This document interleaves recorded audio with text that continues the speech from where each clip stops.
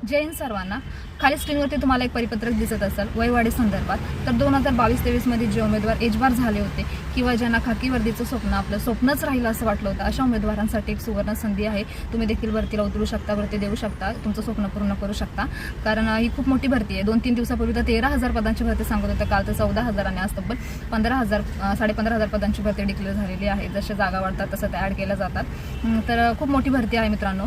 तर सर्वप्रथम तुम्ही सर्व तुमचे डॉक्युमेंट्स आधी क्लिअर करून ठेवा. कारण ॲड पडल्याच्या दुसऱ्या दिवसाचं जरी डॉक्युमेंट्स असेल तरी तुम्ही डिस्क्वालिफाईड होता भरतीतून. कारण मी स्वतः झालेली 2019च्या भरतीमध्ये माझा 1 दिवसाच्या नंतरची डेट होती. त्याच्यामुळे मला जेवढे लेखीला मार्क होते तेवढे ऑल ओव्हर मार्कांमध्ये भरती झाले. म्हणजे दोन्ही मिळून ग्राउंड आणि लेखीचे मिळून अशा मुली भरती झालेल्या आहेत त्या टायमाला. त्याच्यामुळे डॉक्युमेंट्सची तुम्ही डेट चेक करून घ्या किंवा तुमचं डेट संपले असेल तर नवीन डॉक्युमेंट्स बनवून घ्या.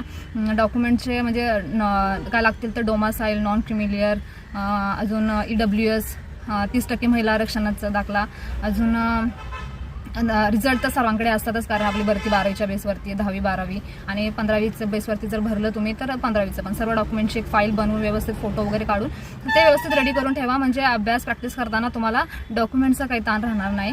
सगळं क्लिअर राहिलं की टेन्शन राहत नाही आणि मग जोर लावून अभ्यास करा, बस प्रॅक्टिस करा, बस. थँक्यू.